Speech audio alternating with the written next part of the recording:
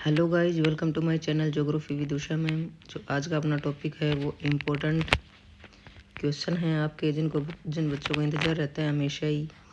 तो अभी इतना भी जल्दी मत करना कि स्क्रीनशॉट लिए और चलो लग दिए।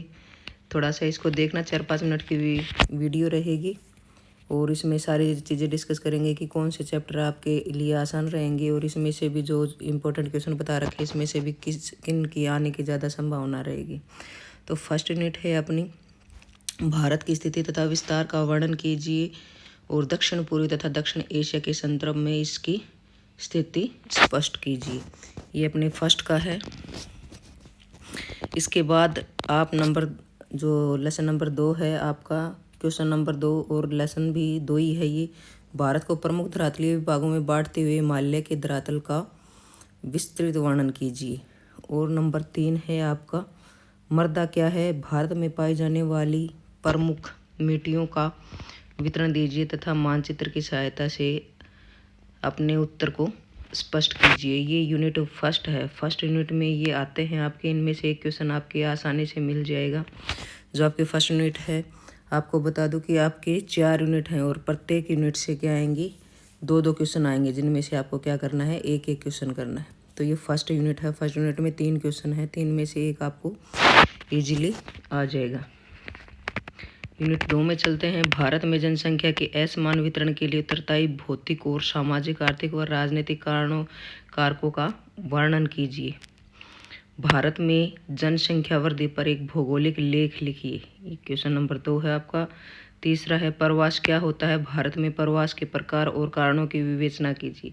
तो यूनिट 2 में अपन डिस्कस कर लेते हैं। एक तो अपना जो सबसे बड़ा आपका लेसन नंबर 8 है, जनसंख्या के ऊपर है, वो सारा का सारा आपका। तो उसमें बहुत सारे क्वेश्चन बनते हैं और बहुत सारा डाटा होता है उसमें, साक्षरता का भी है, लिंग अनुपात का भी है। तो उसमें क्या रहता है कि उसमें आपको कम से कम 10-12 क्वेश्चन होते हैं जो, और बच्चों को थोड़ा सा दिक्कत भी होती है कि इसमें डेटा ज़्यादा होता है, डेटा इतना याद नहीं किया जाता।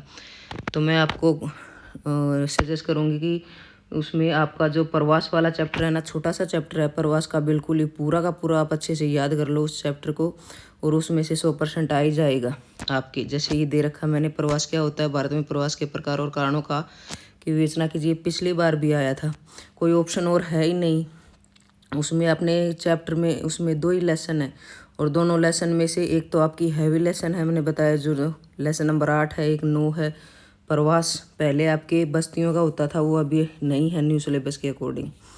तो आप प्रवास का अच्छे से याद कर लेना, कैसे भी घुमा फिरा के आए तो उसमें आपको प्रवास वाला अच्छे से कर लेना है। और बाकी आपकी इच्छा 8 का भी आप अच्छे से कर सकते हो। यूनिट 3 में चले अपन। तो भारतीय कृषि की समस्याएं और विशेषताओं का वर्णन कीजिए। तो आपकी बुक अभी है फिलहाल, उसमें देखो विशेषताएं नहीं है, ये आपने ऑनलाइन तैयार करना है। विशेषताएं कृषि की समस्या उसमें दे रखा है। दूसरा क्वेश्चन देखें तो अपन, भारत में पेट्रोलियम संसाधनों पर विस्तृत टिप्पणी कीजिए।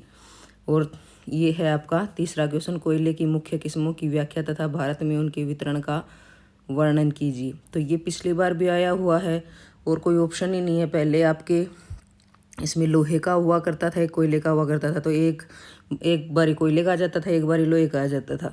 तो इसमें में भी दोबारा रिपीट होके आपके कोयले का आ सकता है। और भारतीय जो कृषि है इसकी समस्या विशेषताएं, ये एक अच्छे से आप याद कर लेना, क्योंकि पिछली बार आपका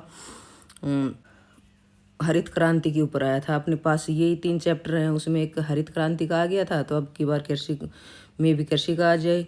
और इसमें ये इंपॉर्टेंट क्वेश्चन है, तो कोयले का आप अच्छे से याद कर लेना। साथ में आपके भारत के पेट्रोलियम संसाधनों पर एक बार इसको भी आप चेक कर लेना, एक बार देख लेना।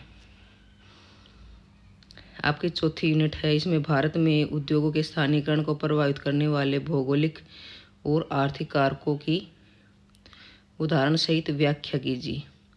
ये आ सकता है। दूसरा है आपका, भारत में सूती वस्त्र उद्योग के विकास तथा वितरण का संक्षिप्त वर्णन कीजिए। यह उद्योग महाराष्ट्र तथा गुजरात में क्यों अधिक केंद्रित है। और तीसरा है आपके, याद रखना, आपका जो परिवहन का है उसमें 4 है परिवहन, लेकिन आपके सिलेबस के अकॉर्डिंग 2 ही है, एक तो रेल परिवहन, एक सड़क परिवहन। तो इसको आप अच्छे से याद कर लेना। रेल और परिवहन सड़क या तो इसमें से आ जाएगा, या आपका जो हैवी एक लेंथ ही आपका चैप्टर है जिसमें सूती वस्त्र भी है, लोहा इस्पात भी है, बहुत सारे उद्योगों का है उसमें। तो उसके अंदर आपके लोहे का पीछे आ चुका है। तो उससे रिलेटेड आपके ये भारत में उद्योगों का जो स्थानीयकरण है या प्रभावित करने वाले कारक हैं, ये आपके आ सकता है। कई बारी बहुत बारी आता है, कई बारी बच्चे कर लेते हैं, लेकिन ये जो कारक होते हैं ना, आर्थिक कारक, भौगोलिक कारक, ये भूल जाते हैं। और कई बारी क्वेश्चन इसी के ऊपर आ जाता है। कोई भी आपका लेसन है, उसमें जो भी आर्थिक कारण बताओ या भौगोलिक कारण बताओ, वो कारक बताओ, वो भूल जाते हैं बच्चे। तो वो ये भी इम्पोर्टेंट है, कारक भी इम्पोर्टेंट है, ये भी आप अच्छे से थोड़ा ध्यान दें, ठीक है। तो इसमें में भी ऊपर के 2 कर सकते हो, या फिर आप नीचे का एक जो आपका रेलवे और सड़क का है, तो इन दोनों को अच्छे से याद कर लो। रेल का भी आ सकता है, सड़कों का भी आ सकता है। जैसे पीछे आपकी सड़कों का आया हुआ था, तो अब में भी अब की बार रेल का आ जाए, या फिर दोबारा रिपीट होके आपकी सड़कों का आ जाए। तो ये आपकी 4 यूनिट है। इनमें अच्छे से आप ये जो 4 यूनिट में 12 क्वेश्चन हैं, तो इन 12 क्वेश्चन को अच्छे से आप रिवाइज करोगे अच्छे से, तो आप अच्छे अंकों से पास हो सकते हो।